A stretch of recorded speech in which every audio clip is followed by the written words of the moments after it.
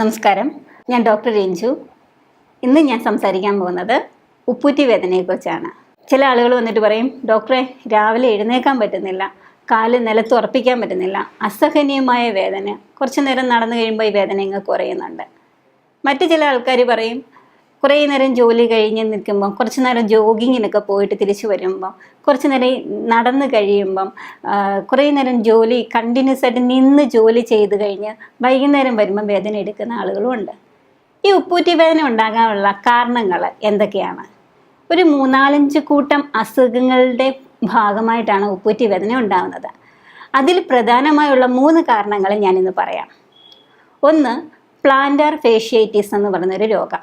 Plantar fasciitis എന്ന് പറഞ്ഞാൽ നമ്മുടെ ഉപ്പൂറ്റി ഇതാണെങ്കിൽ ഉപ്പൂറ്റിയുടെ ഭാഗവും ഇത് കാലിൻ്റെ വിരലുകളുമാണെങ്കിൽ ഈ വിരലുകളെയും ഉപ്പൂറ്റിയെയും തമ്മിൽ ബന്ധിപ്പിക്കുന്ന ഒരു ഷീറ്റുണ്ട്. ആ ഷീറ്റിൻ്റെ പേരാണ് പ്ലാന്റാർ ഫേഷ്യ. അതിനെന്തെങ്കിലും ഇൻഫ്ലമേഷൻ വരുവാണെങ്കിൽ നമുക്ക് അസഹനീയമായ ഉപ്പൂറ്റി വേദന ഉണ്ടാകാം. അപ്പം ആദ്യത്തെ റീസണാണ് പ്ലാന്റാർ ഫേഷ്യേറ്റിസ്.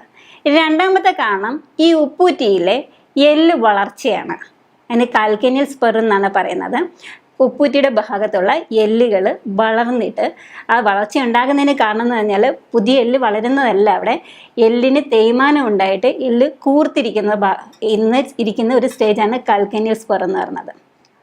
മൂന്നാമത്തെ റീസൺ എന്ന് പറഞ്ഞാൽ നമ്മുടെ ഉപ്പൂറ്റി ഇത് വിരലുകളാണെങ്കിൽ ഈ ഉപ്പൂറ്റിയെ നമ്മുടെ കാലുമായിട്ട്, ഇത് കാലാണെങ്കിൽ ഈ കാലുമായിട്ട് ബന്ധിപ്പിക്കുന്ന ഇവിടെ ഒരു നാര് പോലെ ഒരു ചെറിയൊരു കമ്പ് പോലത്തെ ഒരു സാധനമുണ്ട് നമ്മുടെ ഉപ്പൂറ്റിയുടെ പുറകിലായിട്ട്. അതിനെയാണ് അക്കിലസ് ടെൻഡൻ എന്ന് പറയുന്നത്. അതൊരു ഈ മസിലുകളെയും ഈ ഉപ്പൂറ്റിയെയും തമ്മിൽ ബന്ധിപ്പിക്കുന്ന ഒരു ടെൻഡനാണ്.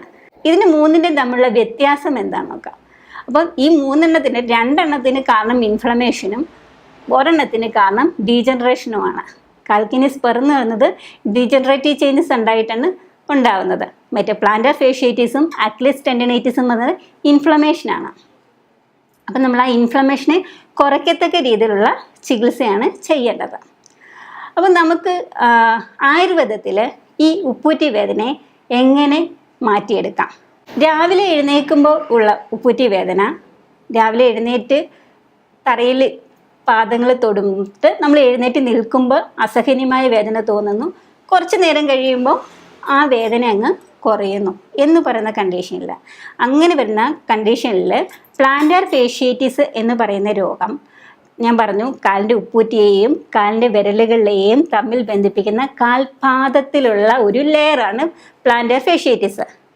അപ്പോൾ അതിന് കുറച്ച് ഇൻഫ്ലമേഷൻ കൂടി വന്നാൽ ഈ പ്ലാന്റാർ ഫേഷ്യ എന്ന് പറയുന്ന ആ ഒരു ഏരിയ കുറച്ചൊന്ന് ചുരുങ്ങും. അത് കൂടുതലും ആ ഉപ്പൂറ്റിയുടെ ഭാഗത്തായിരിക്കും ചുരുങ്ങിപ്പോകുന്നത്. അപ്പോൾ ആ ഉപ്പൂറ്റിയുടെ ഭാഗത്ത് അത് ചുരുങ്ങുമ്പം നമ്മൾ ആ ചുരുങ്ങിയിരിക്കുന്ന ഭാഗം നിവരുന്നിടം വരെയാണ് നമ്മൾ ഉപ്പൂറ്റി തറയിൽ ഉറപ്പിക്കുന്ന സമയം, രാവിലെ ഉറപ്പിക്കുന്ന സമയത്ത് ഇതൊരു ചുരുങ്ങിയ അവസ്ഥയിലായിരിക്കും കാണുന്നത്. അത് നിവരുന്ന ആ ഒരു പഴയ സ്റ്റേജിലേക്ക് വരുന്ന കുറച്ച് നേരം നമ്മൾ നടക്കുമ്പം ഈ ചുരുങ്ങിയിരിക്കുന്ന പ്ലാന്റാർ ഫേഷ്യ കുറച്ചും കൂടെ ഒന്ന് വികസിച്ച് വരും, ഒന്ന് അയഞ്ഞു വരും. അപ്പോൾ ആ അയഞ്ഞു വരുന്ന ആ ഒരു ടൈം പീരീഡ് നമ്മൾ കുറച്ചും കൂടെ വേറെ എന്തെങ്കിലും എക്സസൈസുകൾ എന്തെങ്കിലും ചെയ്ത് കൊടുത്താൽ കുറച്ചും കൂടി ഈസിയാകും. അപ്പം നിങ്ങൾ രാവിലെ എഴുന്നേൽക്കുമ്പം തന്നെ കാലിൻ്റെ പാദത്തിൽ കുറച്ച് മുറുവെണ്ണ എന്തെങ്കിലും ഒന്ന് അപ്ലൈ ചെയ്തിട്ട് കാലിൻ്റെ പാദം കാലിൻ്റെ പാദത്തിൽ അപ്ലൈ ചെയ്തിട്ട് കാലിൻ്റെ പാദം മുറുവെണ്ണയോ പിണ്ടതൈലോ ഉപയോഗിക്കാം. കാലിൻ്റെ പാദം മുകളിലേക്കും താഴേക്കും ഞാൻ ഈ കാണിക്കുന്ന രീതിയിൽ അനക്കുക. ഓക്കെ, എന്നിട്ട് കാലിൻ്റെ വിരലുകൾ മുകളിലേക്കും താഴേക്കും കൺട്രാക്ട് ചെയ്യുകയും റിലാക്സ് ചെയ്യുകയും ചെയ്യാം. ഫ്ലെക്ഷനും എക്സ്റ്റൻഷനുമാണ് വരുന്നത്. ഓക്കെ, എന്നിട്ട് കാലിൻ്റെ ആങ്കിൾ ജോയിൻ്റ് സൈഡിലേക്കും ഇപ്പുറത്തെ സൈഡിലേക്കും ലെഫ്റ്റിലേക്കും റൈറ്റിലേക്കും മൂവ് ചെയ്യാം. അപ്പോൾ ഇങ്ങനെയുള്ള 4 എക്സസൈസുകളാണ്. കാലിൻ്റെ പാദത്തിൽ ഏതെങ്കിലും മുറുവെണ്ണയോ അല്ലെങ്കിൽ കുറച്ച് പിണ്ടതയിലോ എന്തെങ്കിലും ഒന്ന് അപ്ലൈ ചെയ്തതിന് ശേഷം കാലിൻ്റെ പാദം മുകളിലേക്കും താഴേക്കും മൂവ് ചെയ്യുക. പിന്നെ കാലിൻ്റെ വിരലുകൾ അകത്തേക്കും പുറത്തേക്കും മൂവ് ചെയ്യുക.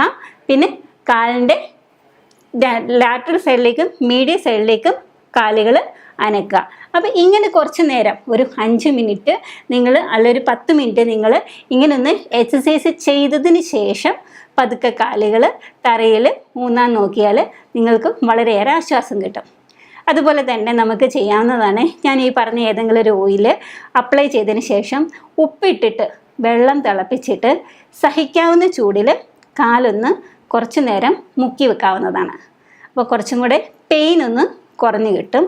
ഇതല്ലാതെ തന്നെ ഈ ഓയിൽ പുരട്ടിയതിന് ശേഷം ഉപ്പ് കല്ല് ചൂടാക്കിയിട്ട് ഒരു തുണിയിൽ കെട്ടിയിട്ട് ചൂട് പിടിച്ച് കൊടുത്താൽ വളരെ നല്ലതാണ്. ഇത് നിങ്ങൾക്ക് വീട്ടിൽ സിമ്പിളായിട്ട് ചെയ്യാൻ പറ്റുന്നതാണ്. പക്ഷേ ഇത് കൊണ്ട് മാത്രം ആ ഒരു രോഗം, ഇത് നിങ്ങൾക്ക് ആ പെയിൻ കുറയാനുള്ള ഒരു മെത്തേഡ് മാത്രമാണ് പറഞ്ഞു തരുന്നത്. ഇനി ഇതുകൊണ്ട് നിങ്ങൾക്കൊരു കംപ്ലീറ്റ് റിലീഫ് കിട്ടത്തില്ല. ഒരു കംപ്ലീറ്റ് റിലീഫ് കിട്ടണമെങ്കിൽ നിങ്ങൾ ഇൻറ്റേർണലി മെഡിസിൻ കഴിക്കണം. നിങ്ങൾക്ക് ഉള്ളിലേക്ക് കഴിക്കാൻ വേണ്ടി ആയുർവേദത്തിൽ വളരെ ഫലപ്രദമായ ചികിത്സ ലഭ്യമാണ്.